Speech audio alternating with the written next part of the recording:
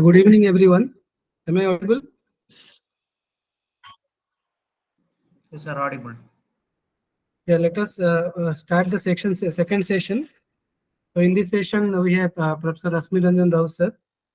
We'll speak about the fundamentals of IoT.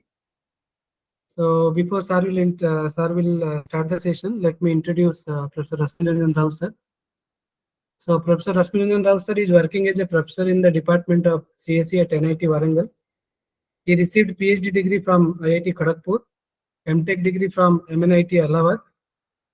He received many awards from the reputed organizations, including IEEE senior member. He has published more than 50 papers in various reputed journals and conferences, including IEEE Sensor Journal, IEEE Transaction on Computational Social System, IEEE Transaction on Wireless Communication, Computer Communication, Vehicular Communication, Applied Intelligence, Pervasive Mobile Computing, Journal of Computer Networks and Communication, Computer and Electrical Engineering, IET Wireless Sensor System. He is a member of ACM, life member of ISTE and others. His current research interests include Internet of Things, wireless ad hoc and sensor network, online social network, cloud computing, mobile computing. He delivered many invited talks and chaired sessions in many national and international conferences. He acted as reviewers in many reputed journals of IEEE, Elsevier, Springer, and many reputed conferences. He completed a project titled Design and Development of a Multimodal Geosensor Network for Ambulance and Noise Nuisance Monitoring in Urban India of rupees 33 lakhs from DST New Delhi. So with this brief introduction, I request Professor Rashmi Ranjan Rout, sir, to start the session.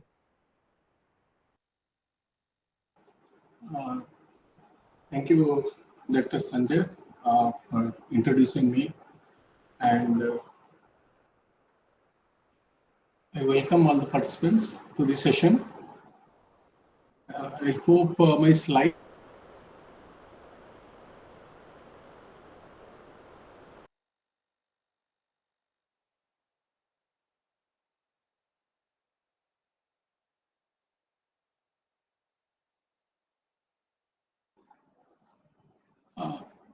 Whether my slides are visible?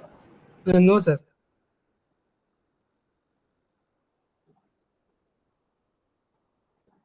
Earlier it was visible, sir, but not now. Is it visible now? Is it visible now? No, sir, not visible. No, sir.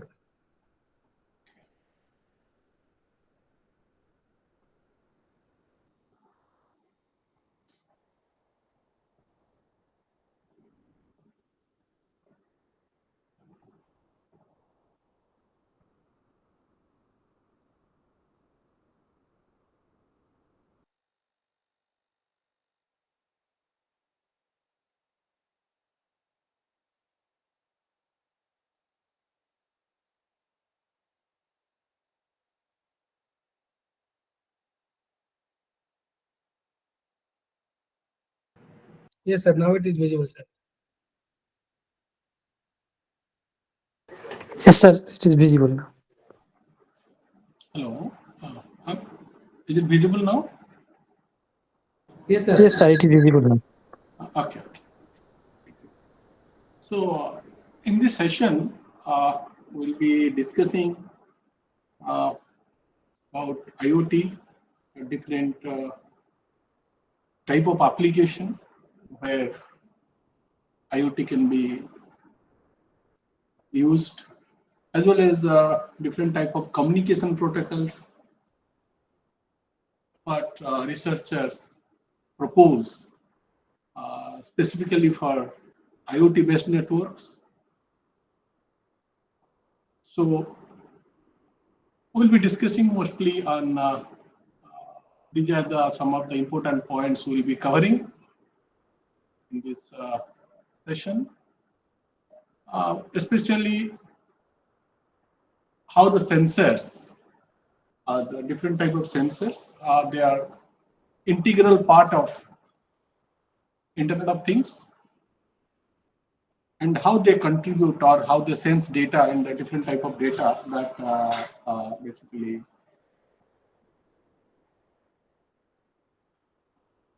can be sensed by different nodes, and that data can be further processed so that the output of the processing data can be used by an application. So some of the things we'll be discussing in lectures in this session. Key technologies and emerging applications that also we'll be covering. Communication protocols and standards. What is going on around IoT that we'll be discussing. And as well as also I'll introduce few things about IoT cloud and why we need that, as well as IoT fog and cloud framework. And also we'll be covering operating systems that can be implemented in IoT nodes, and also about machine-to-machine communication and how M2M or machine-to-machine or device-to-device communication happens in IoT. So Internet of Things, when we come to Internet of Things now, it is quite a good amount of time this term is used by various researchers and multiple disciplines across different engineering disciplines, not only computer science, also electronics, electrical engineers, civil engineers. They usually, mechanical engineers, they usually use this IoT technology to solve different type of real world problems. So before understanding all these IoT applications, if we start with to understand the basics of Internet of Things, the Internet of Things is the network of physical objects. So what are those physical objects which will be part of IoT? Different devices, different vehicles, and also buildings. Suppose I say buildings in the sense a department, a specific department in an organization will be a part of IoT, right? Then how I can say a building will be part of IoT? Definitely that is a question. There, if I say that it is a smart building is a part of IoT, then I have to define what I mean by smart building and what type of sensors required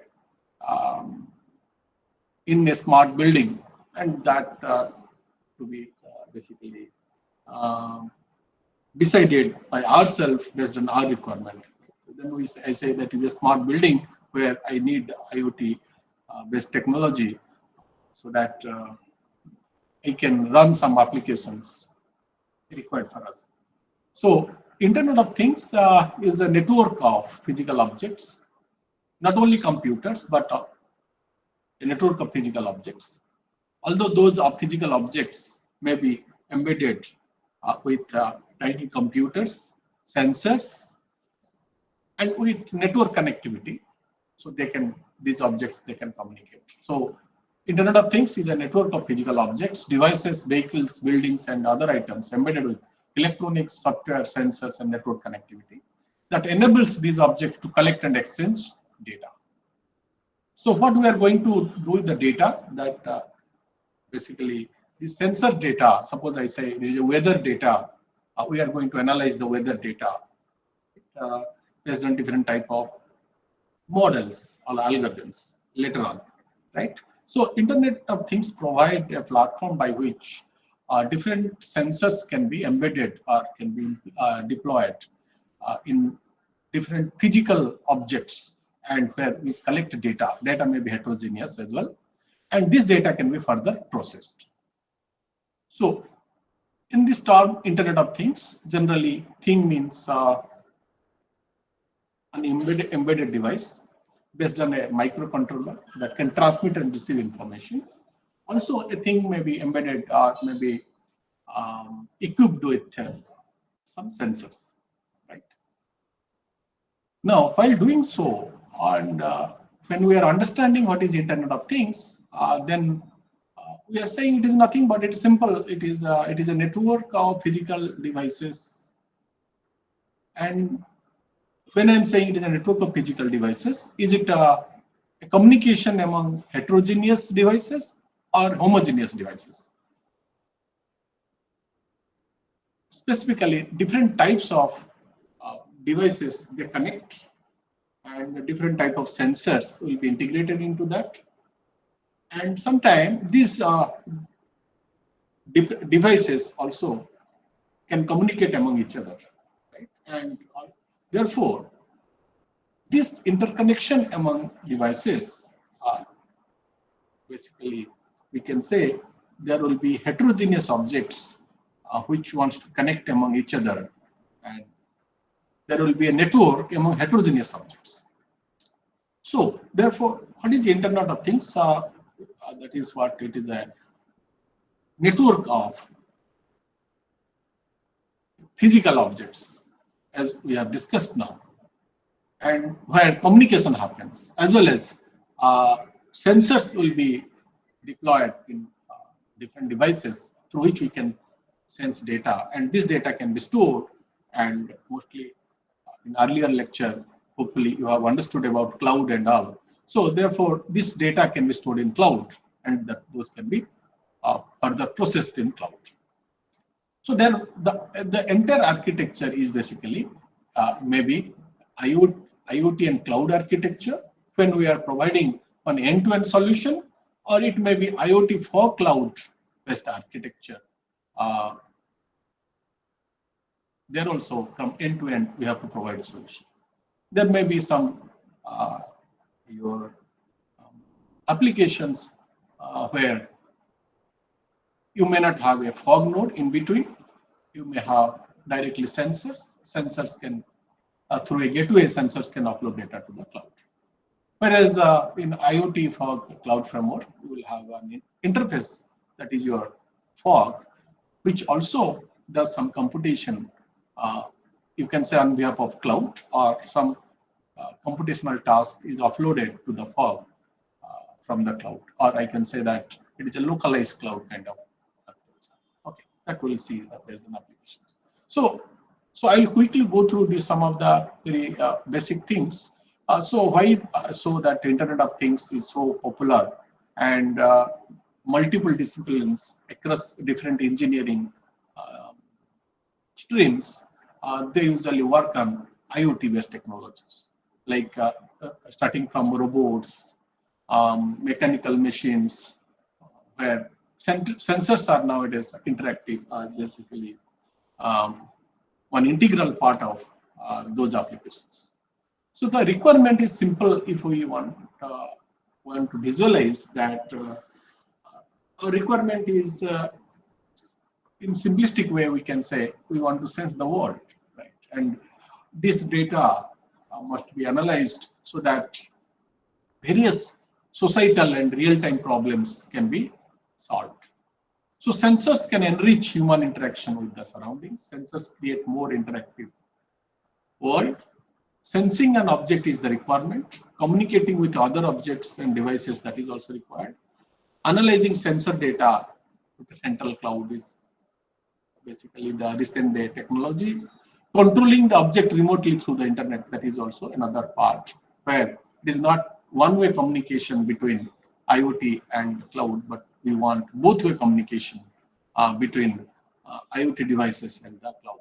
So here you can see that there is a parking lot where how your cars are being parked, and whether how many parking lots are empty and how many parking lots are getting filled, whether there is a space for new vehicles in the parking lot, that can be monitored by deploying sensors in the parking lots as well as in vehicles.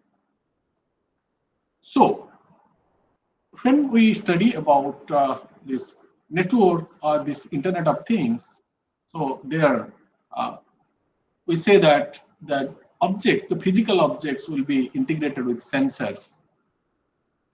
And these sensors, when we are saying that the physical objects are integrated with sensors, definitely these sensors must be embedded with some kind of electronic devices or having a small chip with a microcontroller with a transceiver as well as a sensing unit must be interfaced by a small computer or a small device, right? So in that case, sometimes what happens that our sensors, the cost of the sensor nodes that what we design for a certain application, that matters a lot for an Internet of Things application. Okay. So prior to this Internet of Things world, people work on sensor networks. Earlier, people were working on sensor networks where sensor nodes are deployed and they communicate with other sensor nodes. Then those sensor nodes also communicate with other sensor nodes. So we get basically a multi-hop communication between a source sensor and a destination sensor node. So generally in sensor network we say sync node and all, right? So specifically in those networks, in wireless sensor network, the sensor node will have some limitations, such as limited energy of the sensor node, because these are tiny nodes. We cannot invest, we cannot deploy a full-fledged your computing device where sensors are integrated and which costs a lot. So the sensors which are deployed in different type of physical objects, those must be low-cost devices. Sometimes they must be operated by battery, so they have limited energy. Sometimes we can recharge the sensor node, sometimes we cannot recharge the sensor nodes. Therefore, some of the cases will find that sensor nodes will have limited energy. And when we are using such type of sensor network-based technologies, and we use different type of communication standards, like IEEE 802.11 is our Wi-Fi standard for communication. Similarly, IEEE 802.15.4, that we Zigbee standard. So these standards, when we say, then we have specifically Zigbee standard, we have limited network bandwidth. So nodes will have limited energy, and network and links will have limited network bandwidth. So in that case, when we are designing solutions, we have to basically look into these resource limitation of the nodes. Okay? So we need energy efficient and reliable networking solutions for such networks. Also, how the lifetime of the nodes, overall network can be improved. That will be another goal when we are designing solutions for these sensor-based networks. Now, when we say that these sensors and or IoT node, most of the IoT node will have will use a wireless technology to communicate, right? So, or a communication standard to communicate with other nodes. So it will have a transmission range. So ideally, let us assume for simplistic understanding that it has a transmission range. A node will have a transmission range, and it is a circular transmission range. So a node can transmit data within this transmission range, and another node within its transmission range, let us say another node is this, can receive the data. So we have limited transmission range. When we try to design and develop such a sensor node, even if for IoT devices, not only a typical sensor node using wireless sensor network, but in IoT also, Internet of Things also, in certain cases we get dedicated power supply to for a sensor node for IoT device. In some other cases also, some of the sensor nodes will be battery operated devices, and also they will communicate through wireless. So depending on the standard, a communication standard, we can decide how the nodes can communicate. One node can communicate with the other node, and what will be the ideal transmission range, what will be the transmission error in the medium. So there are various functionality of sensor nodes. Some sensor nodes may be only, their job is to only sense, and some nodes may sense as well as a relay, or some nodes may be only act as a relay nodes. They send data of other nodes. That means this node sends something to this, and thereafter this will forward the data to the next hop. So it is basically a typically multi-hop type of network. But there are some other architectures where a sensor node can send the data to a directly gateway, right? So in that case, or you can say the gateway is here.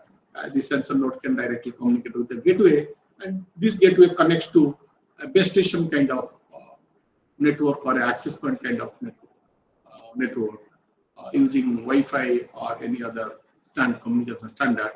It upload the data to the cloud. So a sensor, therefore, as the name sensor will have mostly two types of ranges. One is transmission range, as we discussed here. Similarly, it will have a sensing range also. That means any such activity occur within this region can be sensed by this node. So like I say, object detectors, those are basically the sensors that detect objects. There will be a sensing range for a specific node, and also there will be a transmission range for that node.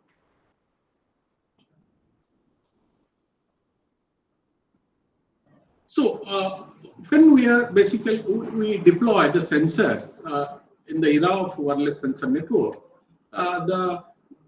we generally take a geographical area where we deploy the sensors. So suppose this is a geographical area, we have to deploy sensors in this area, especially in remote locations, in deep forest such applications. We deploy sensors to sense temperature or any other air modeling sensors to get or object detectors. So different type of sensors are used to sense data from this geographical region. And mostly communication happens through multi-hop network. So there are different type of node deployment strategies people use. Sensor nodes can be placed manually, and sometimes sensor nodes can be deployed randomly, where it is not.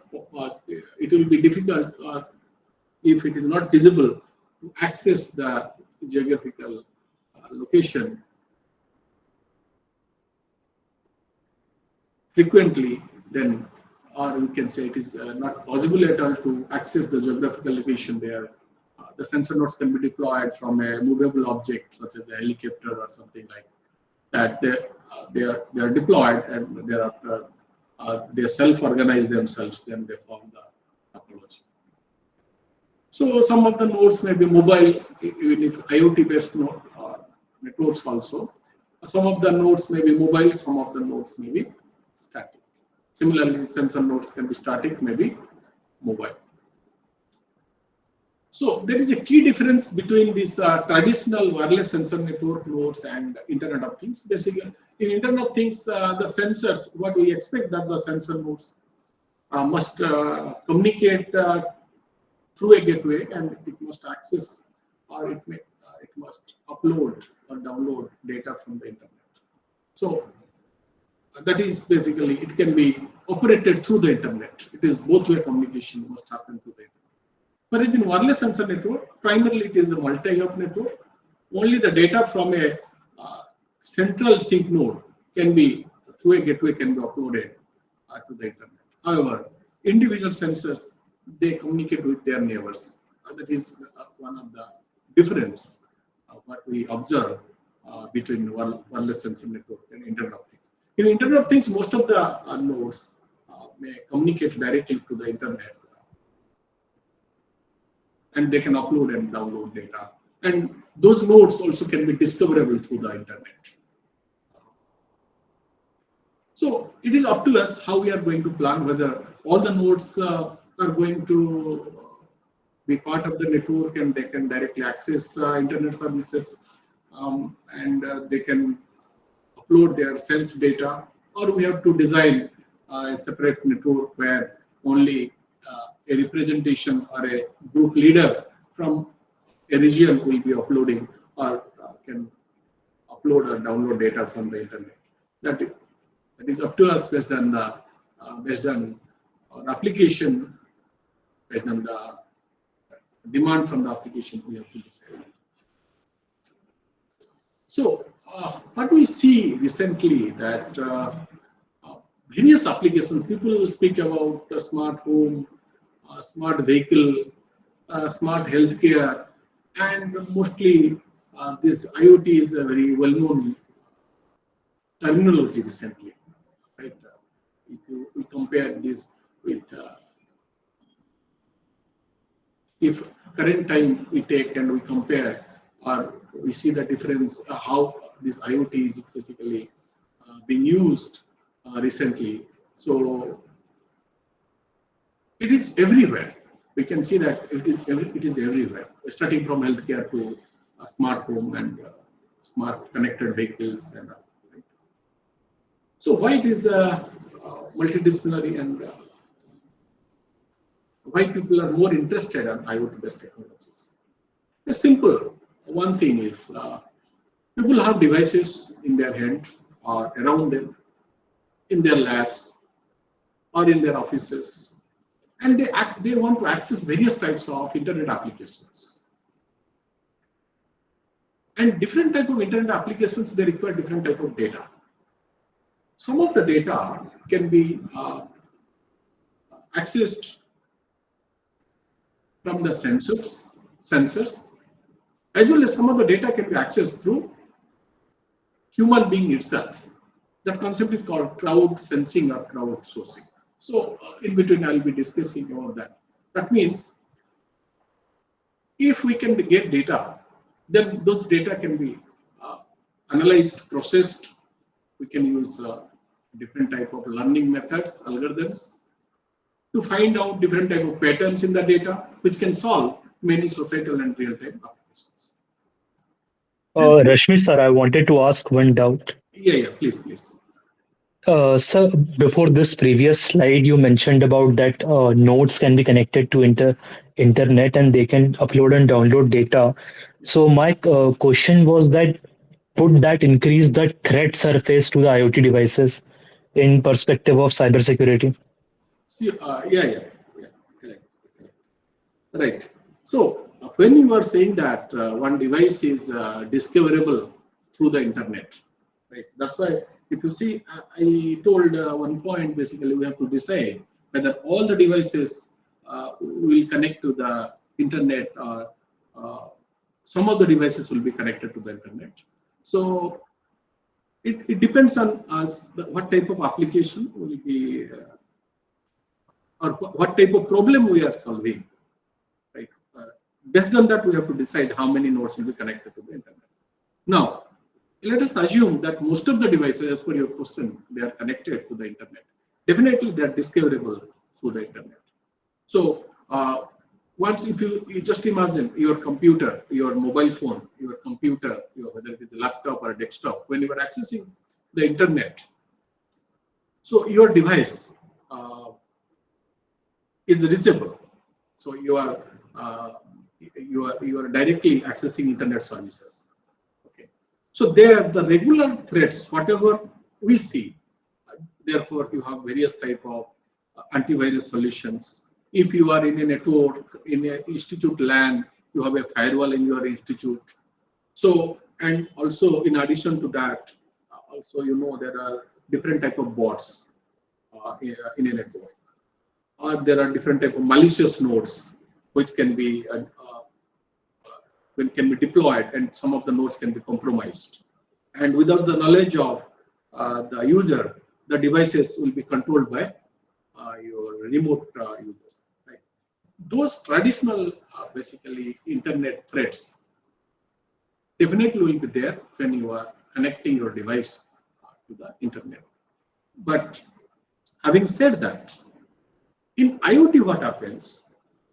Only a specific type of application. When we are saying sensor-based solutions, that time, if you see, it is different than a traditional computer, a traditional laptop, or a desktop. Their users interact through various applications, and they're on different type of applications. User interacts with the device to generate or to send, to upload, download different type of data, right? Most of the time. Okay.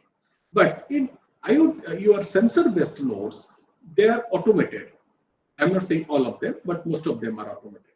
So they are depending on the type of sensor, or based on the application you are deciding the type of sensors. Only that type of sensor data that application will support. The threads which are basically meant for that application, only you should be, you have to take care about those threads. So that means it is basically a customized node, you can say, that only a few type of sensor nodes are deployed, and maybe some algorithm you will be running in the node at node level. If you want to process some amount of data locally, okay, that also should be minimal, because therefore the concepts of fog is coming, cloud is coming, where we have to offload this computation power, right? But still, because it is a tiny node and it has a small operating system and it has sensors, it can also do some amount of computation, but only it runs some customized application. So therefore, we should be only thinking about the threads, including privacy issues, as well as other kind of security issues, whatever we see in traditional internet things, only for that application. I hope your question, you got the answer. Yes, sir. Thank you. Yeah.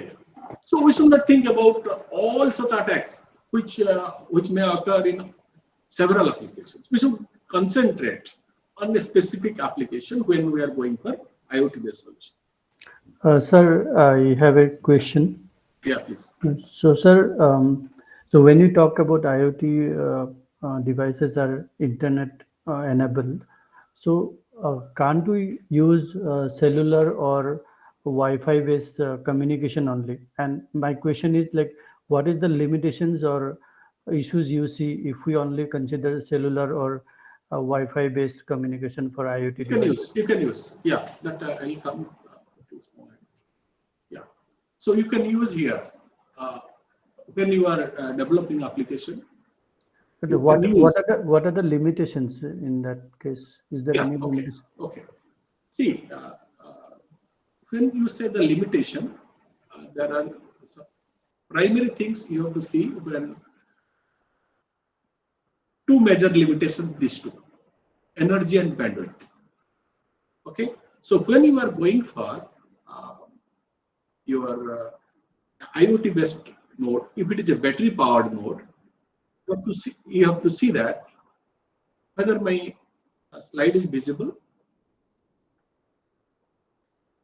Hello? Yes, sir. Yeah. Okay. Thank you. So this energy, if it is a battery powered devices, then energy is one of the major limitation of IoT devices. Okay. Second is your network bandwidth. If you take any wireless standard, right, it will have bandwidth limitation.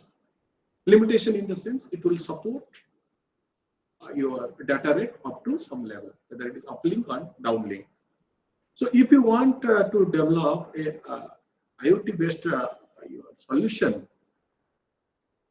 so you can use any of the technologies, but whatever the bandwidth available in that particular standard, you have to build your application, or your application must be, or you have to use the application up to that level.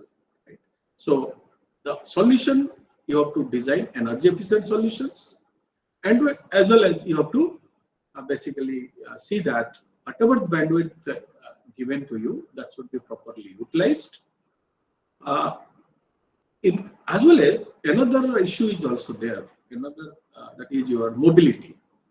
So some of the devices like vehicles, right? So I have one application. I can show you if I have that slide.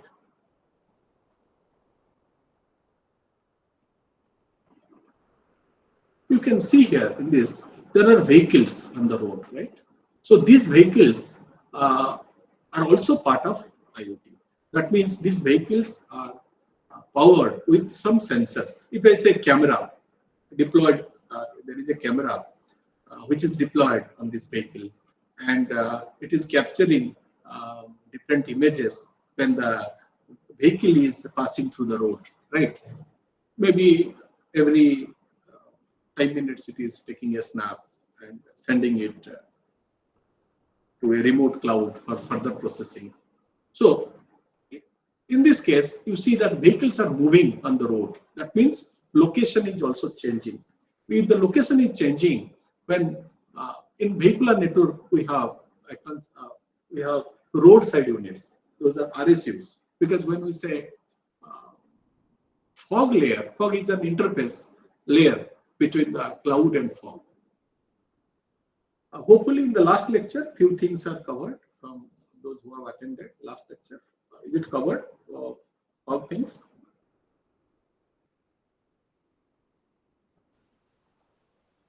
Till cloud computing, it is covered in the last lecture. Okay, fine. Yeah, definitely we'll have some additional lectures also. That's fine.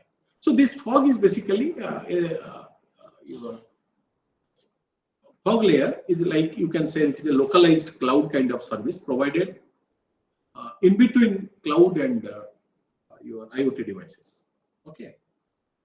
So here the devices may move, you can see here, devices, the vehicles move from one location to other location. Then it will be, these devices will be migrating from one place to other place. Okay. So in that case, the device which is getting some service from a nearby fog now will be part of or will be joining another fog node, and there should be a migration from one fog node to other fog node. When I say migration, it is basically a process that what will be transferred between previous fog node to the new fog node, and all those things will happen. So therefore, mobility is also a challenge in IoT nodes. Is it fine? Yes, sir. Thank you. Yeah. Okay. So we can use various technologies. So when I'm saying it is IoT, we can use various technologies, traditional wireless sensor network based technology, and Zigbee standard IEEE 802.11. We can use IEEE 802.11 for communication. We can use IEEE 802.15.4 depending on the device.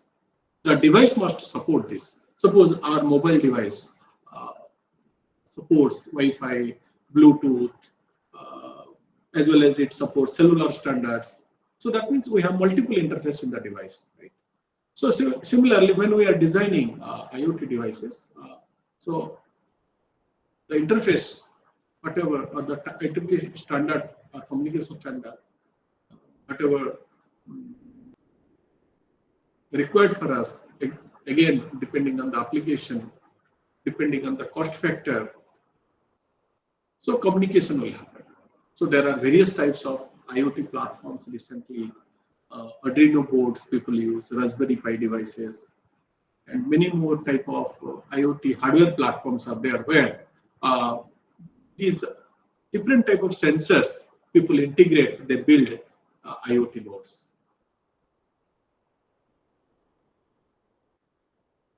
So this is the present. Presently, we are using this type of architecture. These nodes, they form a network. You can see here, this is a networking layer where these devices can communicate with other devices. These are the topologies. The different type of topologies shown here. You have a network here.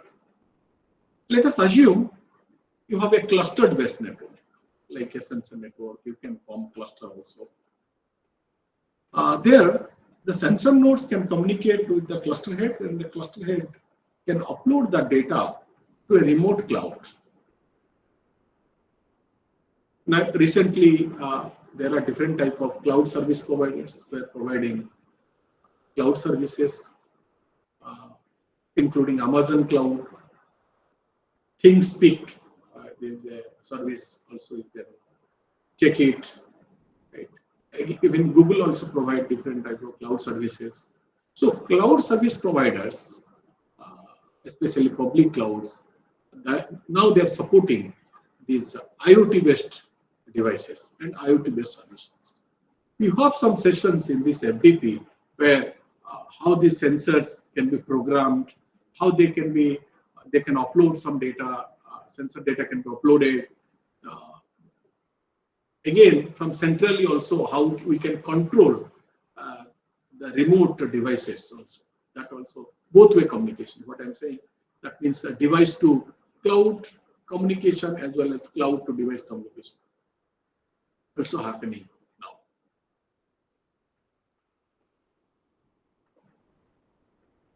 So therefore, IoT devices can be connected to the cloud server by internet or satellite. IoT devices reliably transmit urgent events and data in real time to remote monitoring center for processing. The monitor at the central server intelligently processes and analyzes a large amount of data. So now what we are gathering data at the cloud layer, and we are processing the data at the cloud layer, which solves many real-time and your societal applications. That is the current architecture. And there are different types of sensors mentioned here, including camera sensor, temperature sensor, air modeling sensors, which includes carbon dioxide, carbon monoxide based sensors.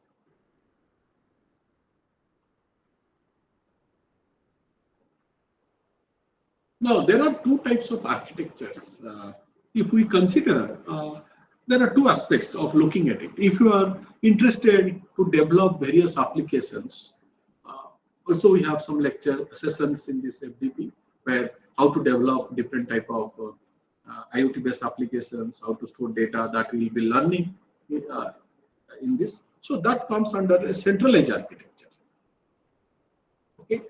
But there is another architecture which is called peer-to-peer architecture or decentralized architecture, where one IoT application can connect to other IoT application. So I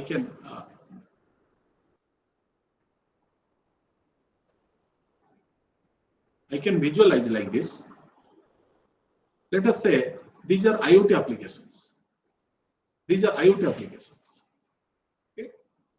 So these IoT applications or the nodes belongs to these IoT applications. They can communicate directly with other IoT applications. That means they can, suppose this IoT application requires some data, which is already basically the data is already available in another IoT application. So this can acquire the data from this IoT application. Right. That means that data can be shared between different applications. I can say what type of basically your applications where such type of things can be seen. Suppose sensors or sensor data which are available in agriculture, right, can be shared, or the type of data available in agriculture sector required for transport sector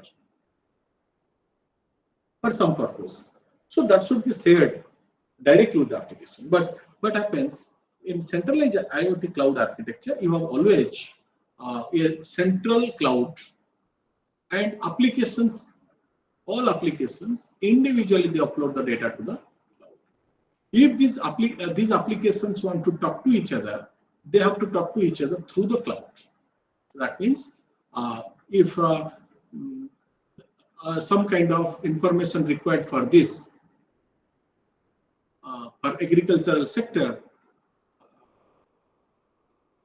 from the transportation sector, then communication should happen through the cloud. But in peer-to-peer architecture, directly these applications can communicate. Okay. So basically that is called a decentralized type of. But recently, most of the IoT-based applications, whatever we see, are centralized architectures, where data from a deployed region or the sensors are deployed in a lab or in a mechanical machine. So health of a mechanical machine is sensed, and this data will be uploaded to the cloud, and this data will be processed. Then the wear and tear of the machine can be found out. Okay, so such type of your architecture, centralized architecture, recently people use. So these are some of the communication standards that IoT devices use for connectivity purpose. So IoT also being used in healthcare. So if you see this diagram here, a patient is wearing different type of sensors, right? These sensors data can be gathered at the central node, right? And this central node can aggregate this sensor data for the patient, and it can upload the data to a remote cloud through a base station. Okay, so this can be done either through if you are using this is basically your IEEE 802.11 is a Wi-Fi standard, right? Or you can use this IEEE 802.15.4, whichever standard you are using.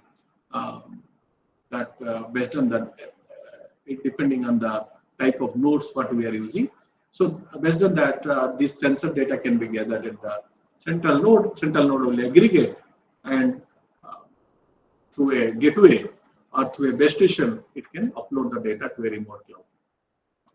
And this remote cloud will be accessed by various stakeholders of that application.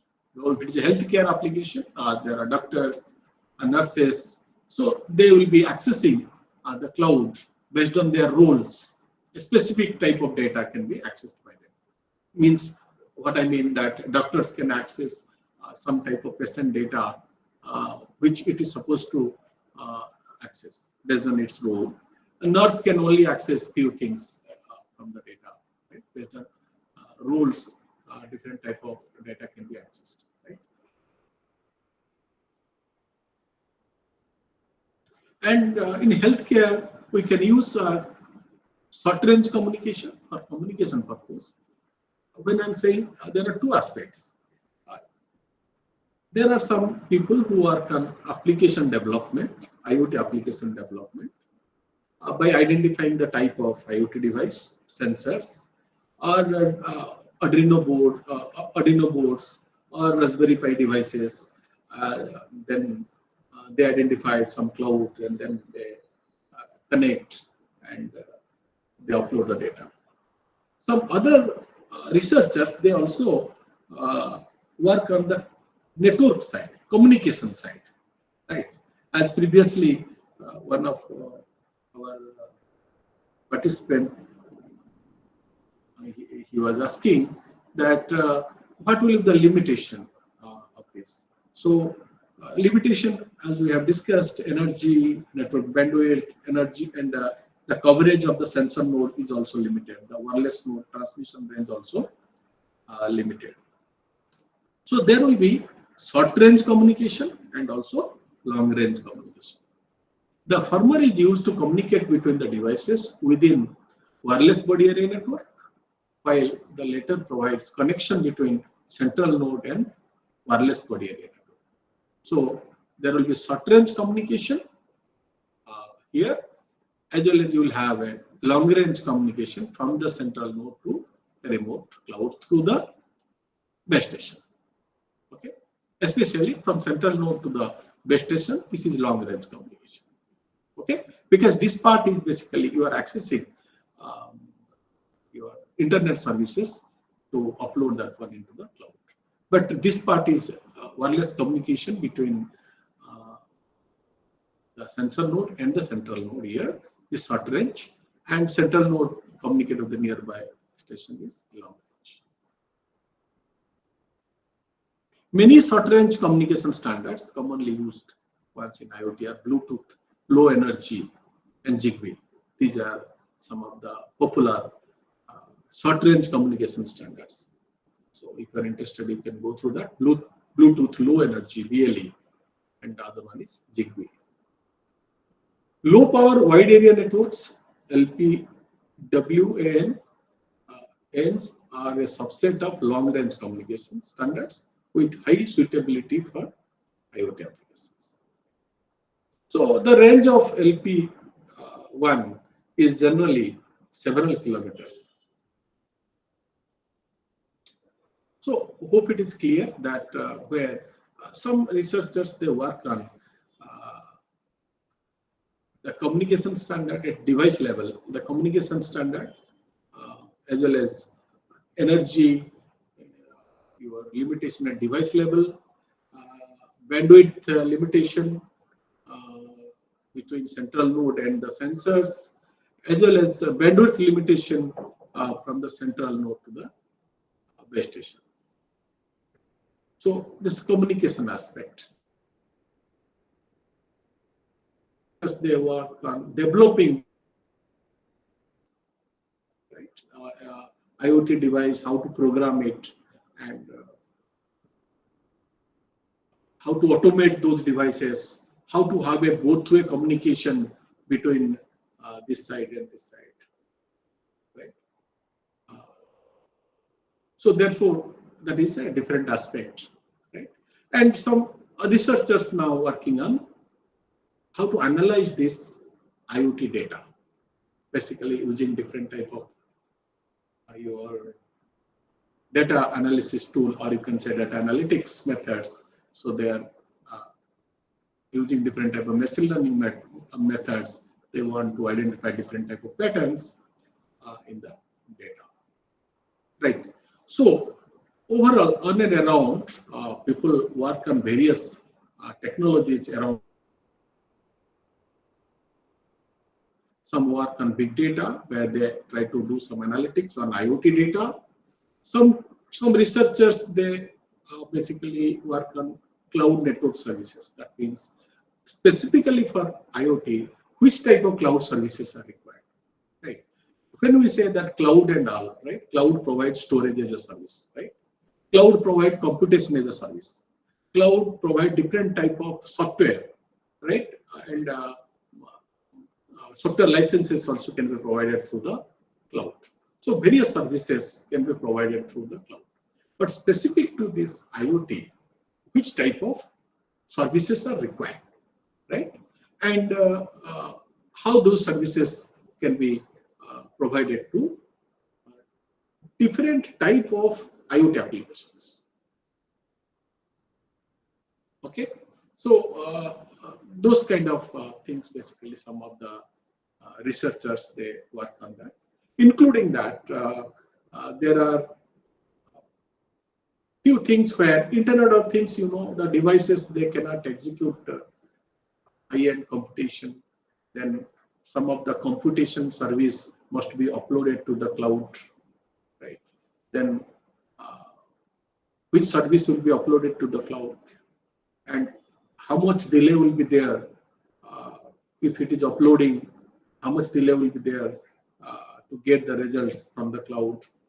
So all these aspects are analyzed by researchers who work on IoT and cloud-based framework. Okay, and as I mentioned, that some other researchers, they work on wireless connectivity, right? So this, when I say wireless connectivity, primarily, if you remember, your TCP/IP 5-layer TCP/IP model, where physical layer, data link layer, network layer, transport layer, application layer, and in OSI model you have other 2 layers like presentation layer and session layer. So there are different layering concepts you might have studied or you might have taught to your students in computer networks, right? So this wireless connectivity, when we are saying, most of the people are working at physical layer and data link layer, especially lower 2 layers. Right? How to design a good MAC protocol or IoT, how to provide energy efficient MAC for sensor nodes. That is a part of this wireless system, right? As well as also how much bandwidth is provided, how to reduce collisions, right? And if there are especially all other connectivity issues of physical layer. Okay, so that comes under wireless connectivity. And also, if somebody works at because we are saying Internet of Things, definitely we are using internet services, regular internet services from the network side. But if we design different type of autonomous networks, what we see basically in wireless sensor network, there we have to design routing protocols and all. Okay.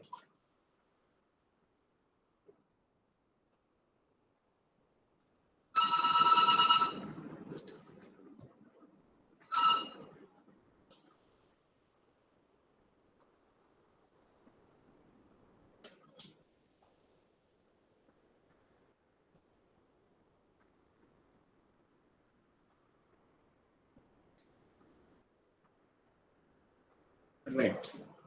Okay. So also here, if you see this part, mature internet protocols.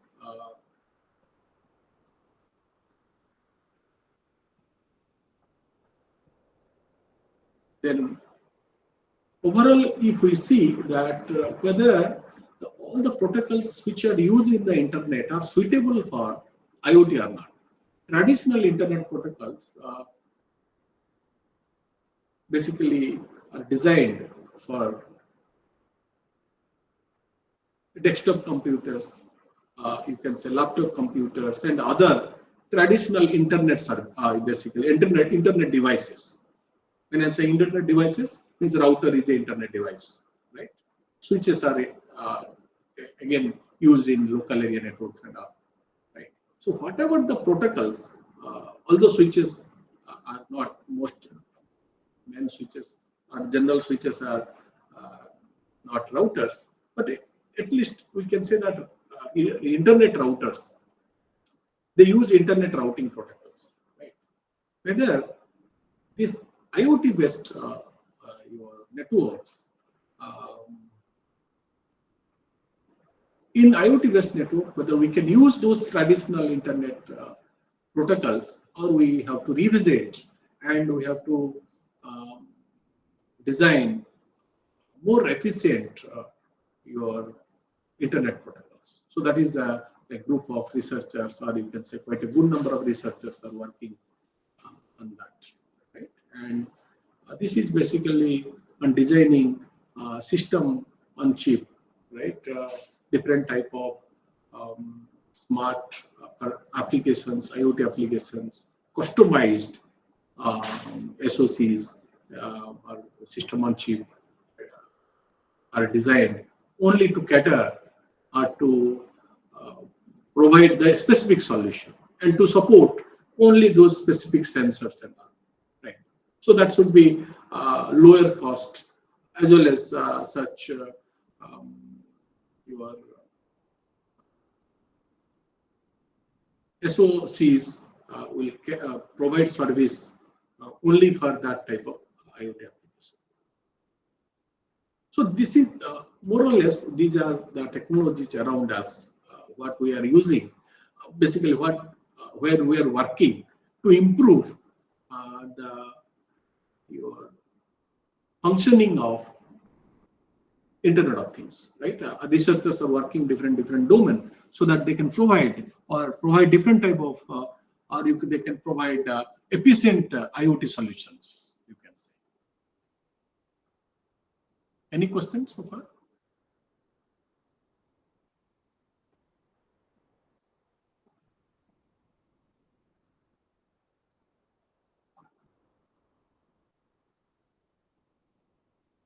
No, sir. Continue, sir. Just 1 minute, I'll continue.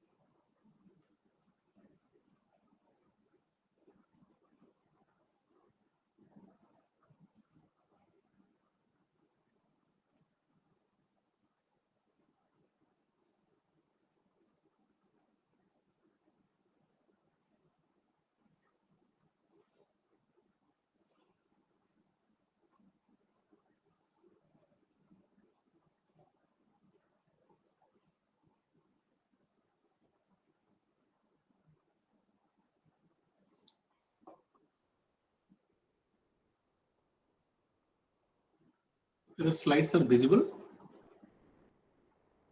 Yes, sir. Okay, thank you.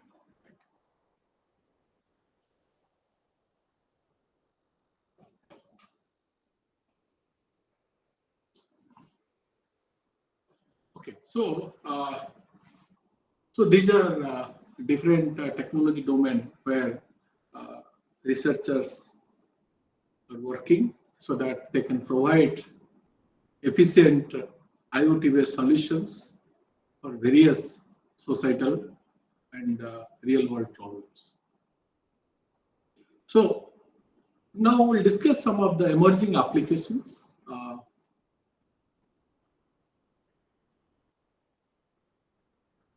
And what are those and how these applications are, what are the demands from the application side? Right?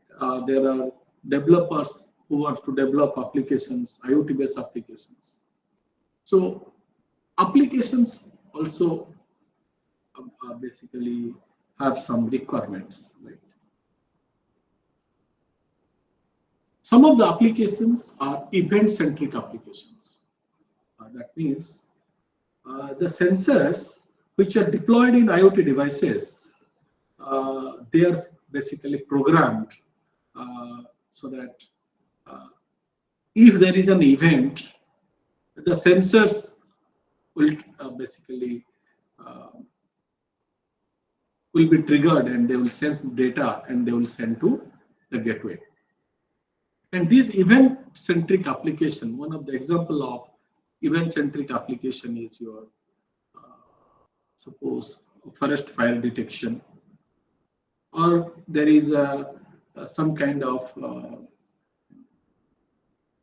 there is a international border through which infiltration is happening or an object is entering. So sensors can detect it. So object detectors, various surveillance applications. If there is an event, so event-driven sensors, sensors will be triggered so that they can cooperatively communicate and accomplish a task. They are not primarily programmed for continuous monitoring. Continuous monitoring specifically is your like sensing temperature, like weather forecasting.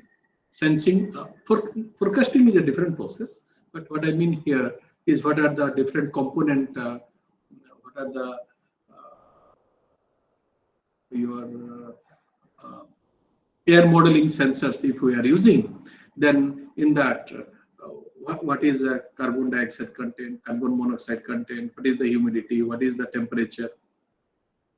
All these factors continuously can be monitored. We can say air pollution monitoring kind of applications, where your periodically sensors will sense and they will upload that, they will transmit the data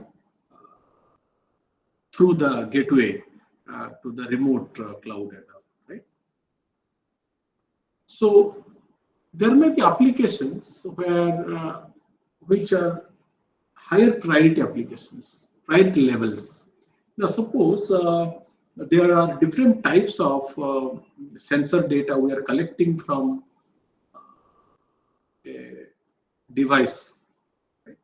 So in that case, we have to prioritize the applications. That means which type of sensor data will get higher priority over other sensor data. Okay, so that means you may not be running only one type of sensor application. You may be running multiple type of sensor application. The gateway, through the gateway, multiple type of data may be forwarded. Right?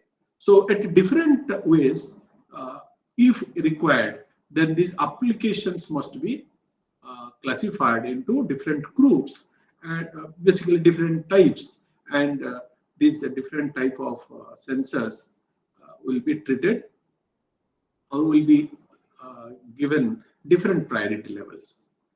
Okay? So similarly, some of the applications may require bandwidth guarantee.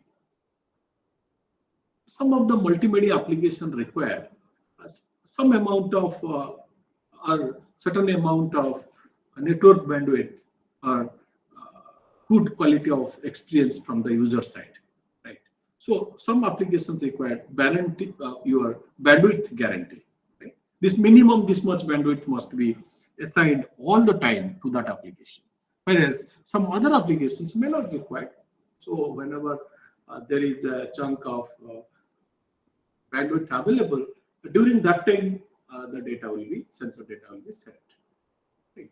So in that case, I can basically, deadline is not much important, where the applications where deadline is not much important, basically there we may not guarantee network bandwidth. Okay, but the applications where we require certain quality of service from the, we expect quality of service from the network, then that time we require some bandwidth guarantee. Okay. And some applications, both-way communication, some application only one-way communication between IoT devices and the cloud. Sometimes local decisions we take, sometimes global decisions we take. Like we can say this architecture, when we take this a cloud, fog, and IoT architecture, this is cloud, right? So this your global decisions can be taken at cloud related to this IoT network, and local decisions can be taken at the fog level. If it is across the cloud, data can be analyzed at the cloud, whereas only specific this IoT data can be used at the fog for analysis. So local decisions can be made here, and global decisions can be made at the your cloud layer, right? Where in IoT, fog, and cloud-based architecture. Okay. Sir, could you please explain local decisions and global decisions, sir? Okay.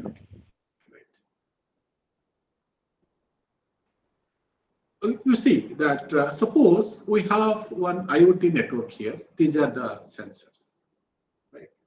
And these sensors, these sensors, they detect.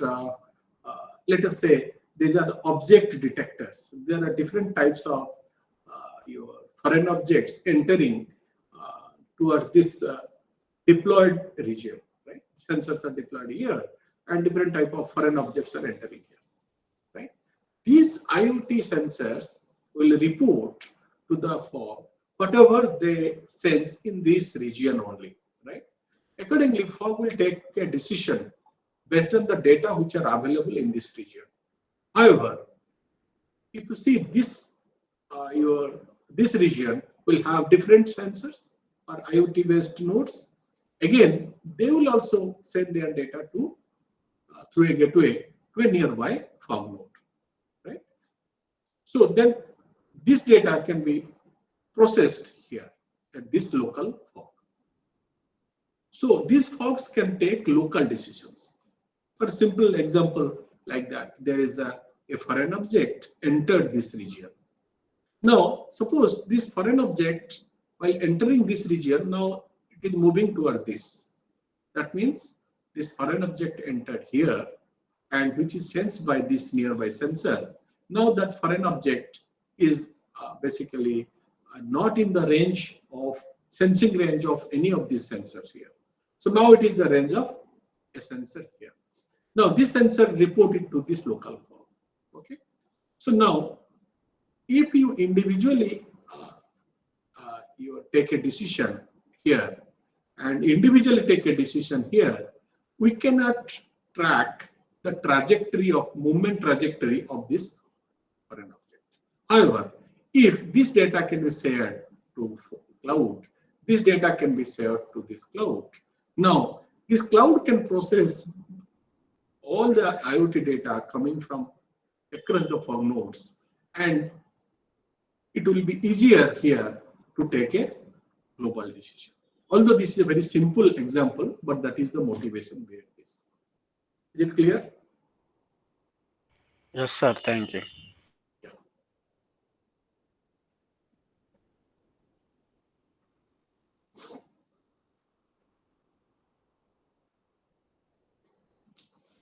So, therefore, when we are designing applications, especially IoT applications, we have to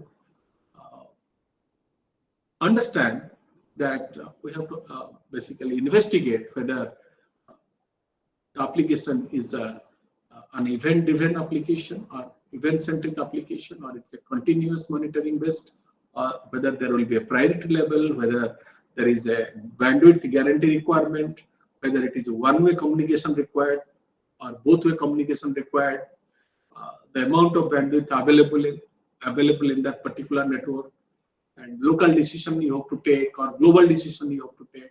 So all these things to be investigated, right? So these are few applications like high-speed trains where route optimization of these high-speed trains will be required when high-speed trains are moving, especially bullet trains and all. Critical sensing required, and these data must be processed near real time. So this data, whether how this data can be, this data can be sent to a local system where the processing can be done, right? And if there is some issues ahead of 100 kilometers ahead of this bullet train and route information, or when there is an accident happened 100 kilometers from this high-speed train, how this data can be accessed or can be provided to this bullet train. These are some of the issues which we will be facing, and how this IoT based or these sensors can sense real-time data. They can communicate quickly to the nearby processing nodes, and so that we can provide some solution. Okay, vehicular traffic management, where the congestion of the road is one of the thing which must be provided to the vehicles when vehicles are moving on the route. And alternative, if there is a road, if some portion of the road is congested, so a vehicle must get an information that it has an alternative route well in advance before approaching that particular location where congestion happened or accident happened. Right? So such type of facilities must be can be provided through IoT-based technologies. IoT is also used in precision farming, and especially drone-based technologies people are using in various things now, and where drones can be used for spraying different type of pesticides or different type of things in agriculture, and these drones must be controlled through the internet, right? Remotely, these drones can be controlled by the experts, or you can say the engineers who are operating that. So this is one architecture where emergency vehicle routing application. This is an IoT. We have done some work on that IoT system development for smart city application, especially emergency vehicle routing. The motivation behind this one is here that if there is a accident on the road and how to provide an alternative route. So if there is an accident on the road, so the timely arrival of an emergency vehicle to the nearest hospital, having necessary specialization is very crucial for survival of patients, right? So guiding an emergency vehicle which can avoid temporary road blockages. So as well as congested routes. Routes may be congested at a different time for various reasons. Maybe due to road accidents, maybe some temporary strikes, right?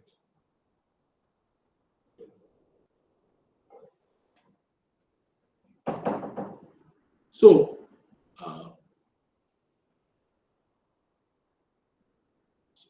such cases when such type of things are happening, then how these routes can be, alternative routes must be found out, and whether how we can collect the data. One of the solution would be like what we can do, that there will be some sensors integrated with the vehicles.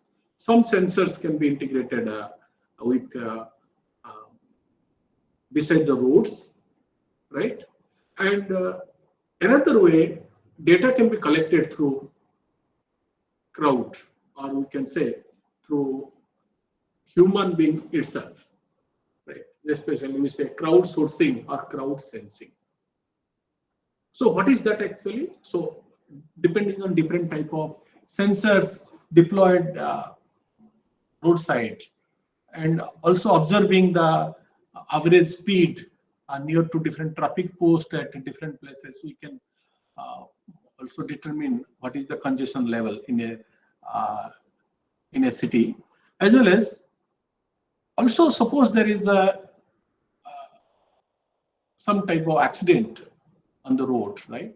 So immediately there are some people there who are or where you can say that they are nearer to that accident site, right? What they can do, they can operate, and they can through a mobile app, they can provide that information, and that information can be uploaded to a remote, to a central traffic monitoring center, which can be deployed either in an organization, or it can be deployed in the cloud, right? If it is deployed in the cloud through the internet, we can, this data, crowdsourced data, can be uploaded. So through sensors data, data collected from the sensors, data collected from different type of mobile applications, through which people themselves, they provide some data about different type of temporary road blockages. So this data can be sent to your traffic monitoring center, where it can be processed. Okay, so then vehicles, especially emergency vehicles like ambulance and all, this would get alternative routes to divert. So if there is a road blockage, it should get alternative route towards a destination. So specifically, it is mostly these type of things are required for temporary road blockages, because temporary road blockages may happen at any time, at any place, due to various reasons.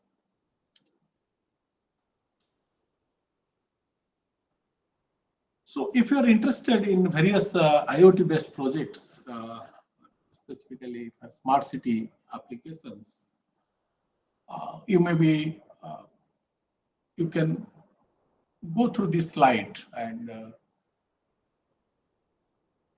various applications are there. There, you can also design IoT-based solutions for these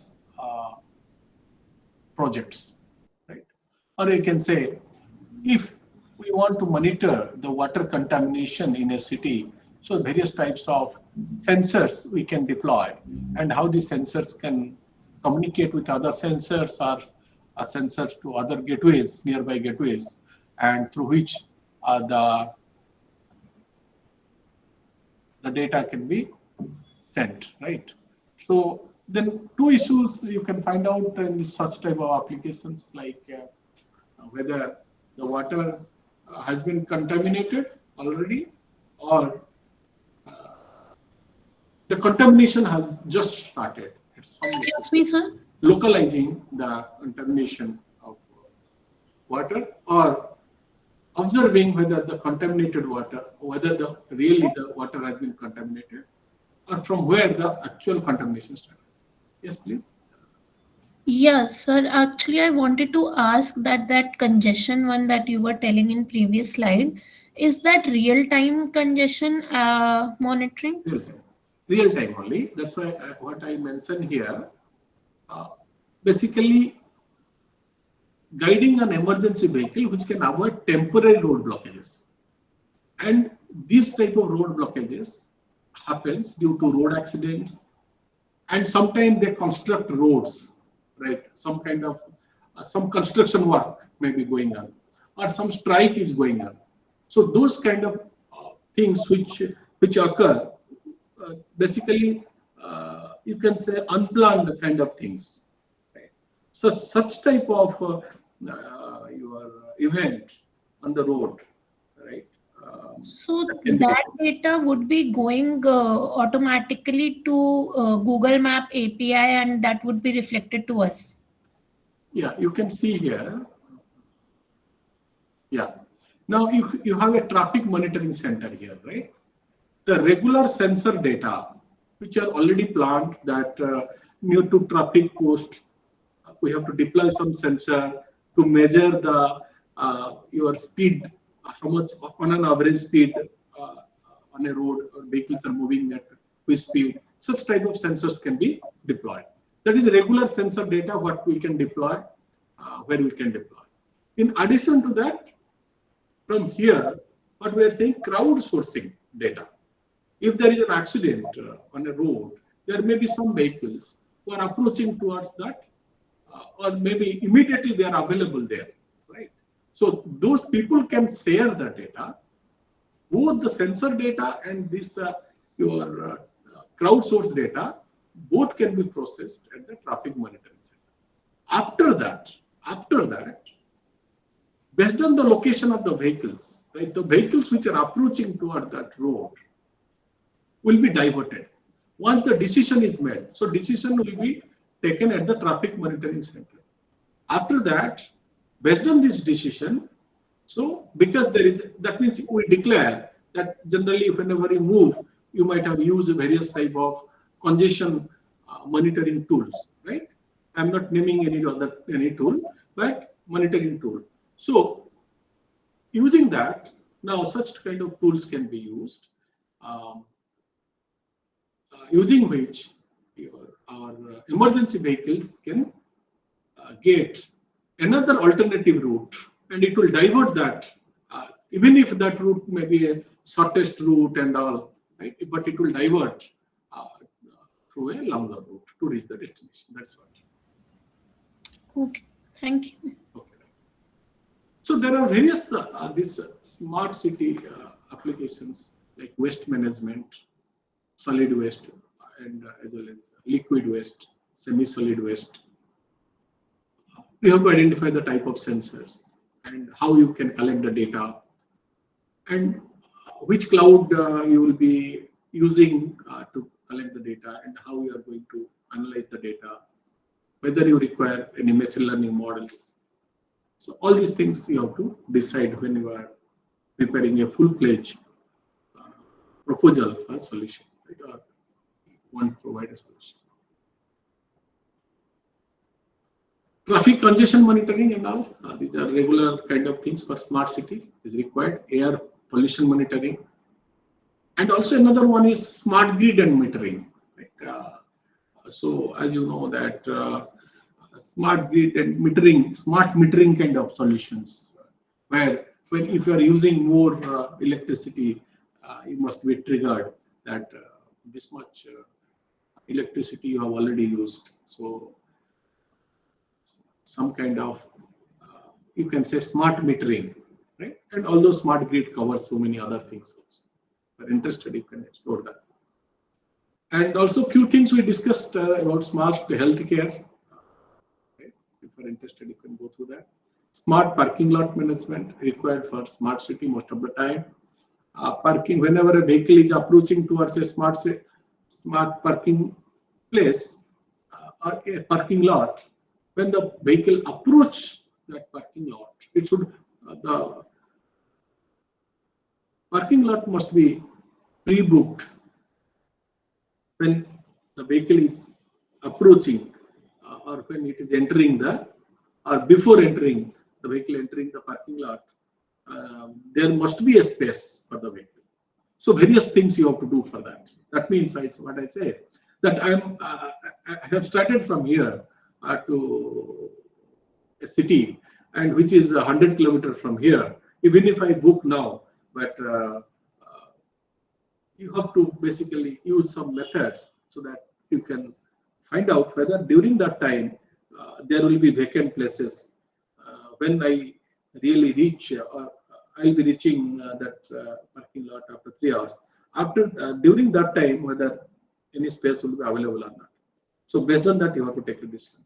You cannot take a decision and keep 3 hours that parking place would be empty, and because somebody booked it, so it should be vacant and it should not be given to someone else. That is not a good solution.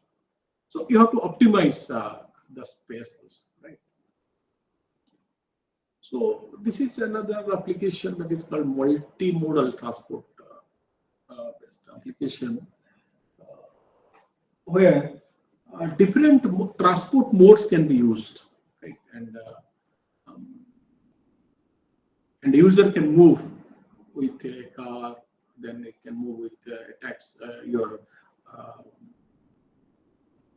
by train, then the user can travel by bus. So different type of transport services can be used by a person, but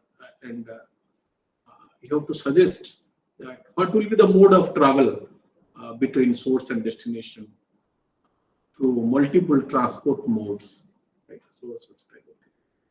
So e-governance, gas filling and management, these are also required. So healthcare, few things already I have discussed this part. So I can go through slides. And already this fog layer and cloud I have discussed. And basically, when we have a fog layer, we are providing some amount of services at this intermediate layer, that is called fog layer, which is in between IoT and cloud layer, right? And major benefit basically, if we are doing some processing at the fog layer, so immediately, or there will be less delay between IoT network and fog, because it is nearer to fog is nearer to IoT network, right? So to minimize latency, we use fog, and also to conserve network bandwidth, we use fog. So there are some of the benefits of using fog, and also we localize the data. Sometimes some data, if we don't want to share with the cloud, we can this IoT device can share with the fog. So some of the security privacy issues are also addressed to this fog layer, right? Because I'm not going to the details. If you are interested, you can explain. Okay. So when we are using this IoT-based solutions, we require IoT data for processing, right? And suppose, just you imagine that day by day, we are deploying sensors. Sensors are deployed on the roads. Sensors are deployed in machines for monitoring the health of the machine. So various things we are trying, right? We are in various applications, we are deploying sensors. Then definitely the day by day sensor data is increasing, right? And sensors are programmed programmed to sense data, and these data are kept. We have to store that data, or overall we can say we have to manage this data. We have to analyze this data, right? So to process this data or to analyze this data, we may use the various types of learning techniques, right? So machine learning is valuable. Machine learning is valuable for accurately predicting future events in IoT systems. All right. So you can ask yourself some questions, then you can understand what you want from an application. If you ask yourself which road is going to be congested, then who is going to answer you? So, and how you have to provide a solution. Or for this purpose, you have to provide a solution to answer this question. Which road is going to be congested? That means how many vehicles are moving at what time, means how many vehicles are approaching toward this road, and what are the previous experience or what are the previous data related to this road. All these things you require, right? which machine is going to be down, right? So different sensors are deployed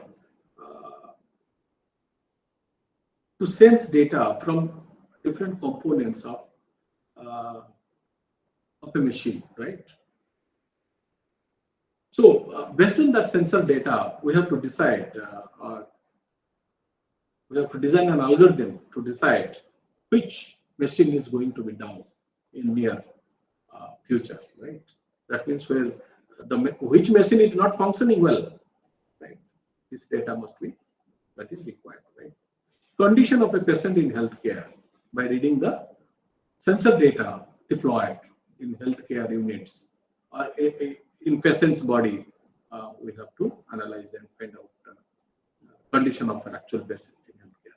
Which applications are eating more resources in a smartphone? Which portion of city will be more polluted? Which portion of the country will be getting less rain? Which portion of the city will be consuming more electricity and energy? You see, there are different applications where you need data, so that different type of learning algorithms we can use, and we can answer some of the questions, or we can provide some solutions. Yes. So definitely there is a need of IoT based sensor data in most of the, when you answer these questions, right?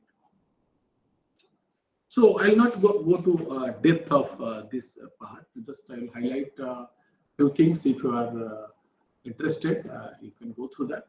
So there is some communication stack they define for they propose, researchers propose for IoT based network, where basically we discussed that IoT based network sensors will have some limitation, and now to address sensors, so many sensors will be there in the, will be deployed in when we are providing an IoT based solutions, right? So IPv6 addresses can be used for that purpose, right? Now, what happens in this? There is a adaptation layer that is called 6LoWPAN. What it does, it bridges the gap between a node which operates a higher operates with a standard where we use IPv6 and one application, one high-end application. So that means you have a standard which has a limitation, right? You see MAC, IEEE 802.15.4. The bandwidth and all, they are basically minimal, or you can say that limitation, bandwidth are limited. Now, when you are running your traditional IPv4 and routing protocols, right, traditional thing, then this lower layer may not support. Therefore, you require one in between, one interface layer which bridge this gap. Okay, so at MAC layer, low energy communication environment using IEEE 802.15.4, spare at most 102 bytes for the transmission of data at higher layers of the stack, a value much less than the maximum transmission unit, like 1280 bytes required for IPv6. Therefore, the 6LoWPAN adaptation layer addresses this aspect by enabling the transmission of IPv4 packets over this. So this is what this interface does. It helps in transmitting IPv6 packets over this standard, your IEEE 802.15.4 standard. So this 6LoWPAN also implements mechanisms for packet fragmentation and reassembly. Right, small packets can be sent, and the bigger packet can be again we can get after reassembly of that. That also it supports. So in that layer, anyhow, this is IEEE 15.4, the physical layer, and at the network layer, routing over 6 low WPAN environment is supported by the routing protocol for low power lossy networks. So specifically, they are defining a routing protocol for IoT, which can run over 6 low WPAN. Okay? RPL provides a framework that is adaptable to the requirement of particular IoT application domains. Application specific profiles defined to identify the corresponding routing requirements and optimization goals.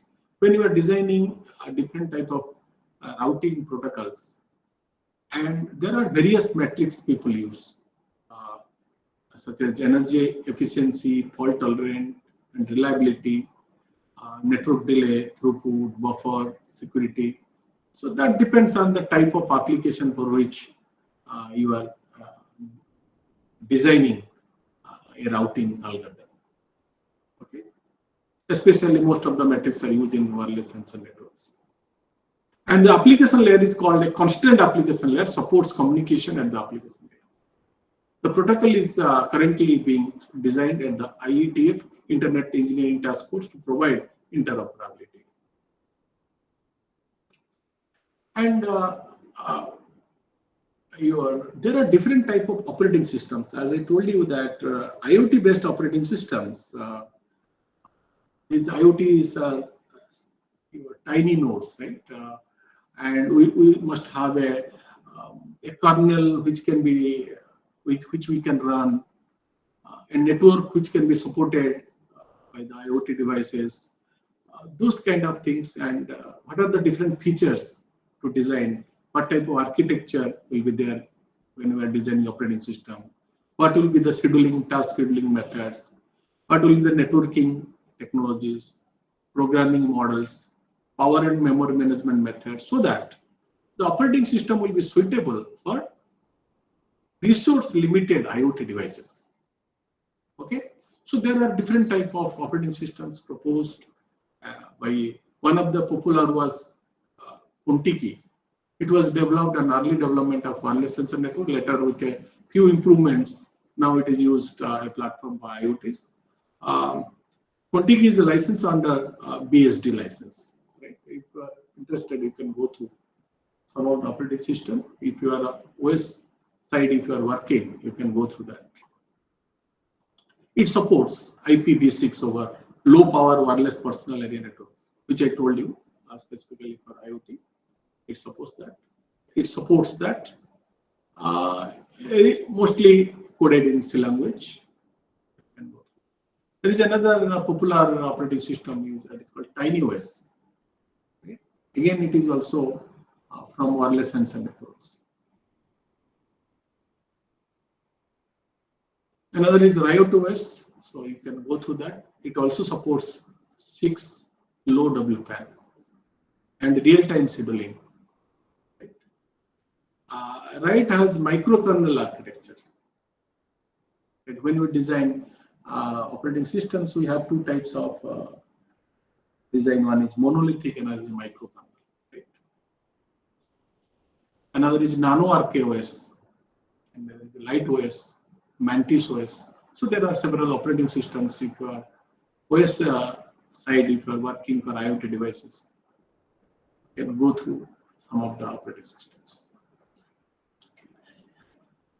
And towards the end of my session, I'll be just highlighting this what is machine-to-machine communication or device-to-device communication. Some people say smart machine-to-machine communication. Some people say smart device-to-device communication. So how device-to-device communication may happen with minimal human intervention? That is the motive of designing, basically motivation behind this M2M communication architecture.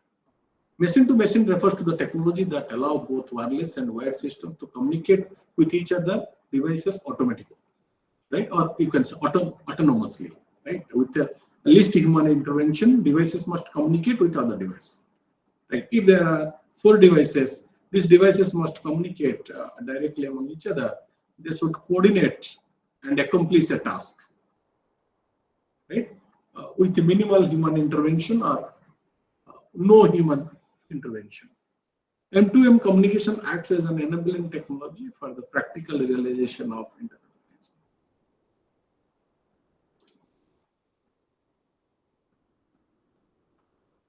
So devices have the ability to communicate autonomously with no human intervention, that I already specified. So you will find different communication patterns. A device can directly communicate with a device.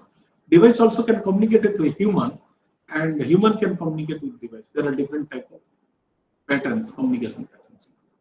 Communication could be within the same network called intra-domain or across heterogeneous network called inter-domain.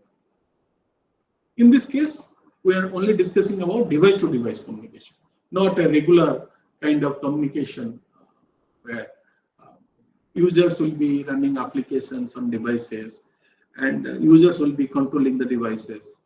Mostly here we are trying to see that how devices one device can trigger other device, and devices, a consortium of devices, they can coordinate and cooperate to accomplish a task. That is one of the goal of device-to-device communication.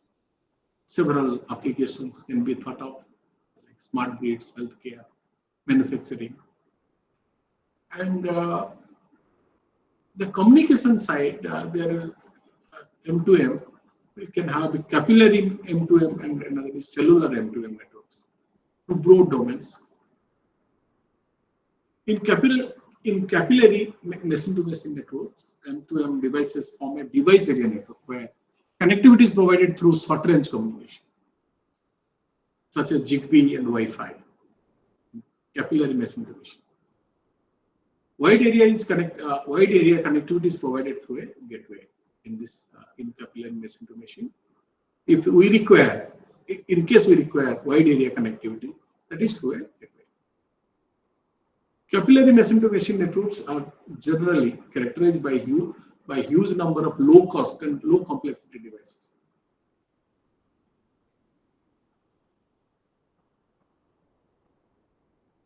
Cellular machine-to-machine networks devices are equipped with embedded SIM cards. Now, there is another group of, here we'll be using mostly Zigbee and Wi-Fi for connectivity purpose, communication purpose. In cellular, as the name suggests, these devices, they use a SIM card based, they have a SIM card component, right? So that it can communicate through cellular network. They have embedded SIM cards and have the ability to of communicating autonomously with the cellular network like a normal user equipment. But machine will operate on its own without any human intervention.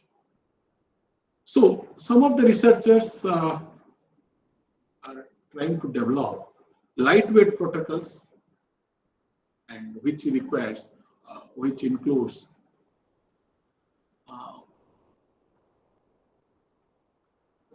they want to run different type of algorithms which must be lightweight, so that IoT devices because the IoT devices are resource limited devices, they cannot run high-end your computational tasks. So lightweight protocols also, while running protocols, right, the protocol also should be lightweight. Okay. And also, what we see that various types of efficient architectures or frameworks can be developed so that IoT-based tasks can be processed at cloud and fog. Right? So these IoT, fog, and cloud-based architectures, people design, right, so that the specific IoT-based tasks can be executed at the fog or at the cloud. That decision also has to be taken. Which task to be executed in the fog, which task will be executed in the cloud. So that decision has to be taken. So Definitely always, because these devices operate through different communication standards, wireless communication standards, they have limited network bandwidth. So therefore, keeping in mind the network availability of the network bandwidth, your protocols must be, the communication frameworks to be designed, including energy, also keeping in mind limited energy, also the overall communication architectures should be designed. And because these IoT devices now connected to get services from the internet, definitely there will be security issues in IoT domain. So those must be investigated. And IoT devices, when they share their data with nearby fog and cloud, right? So those things your must be, the data privacy must be provided. Right? Different type of data privacy techniques must be used. So these are some of the important references that we can go through. So thank you. And if you have any other question, you may please ask.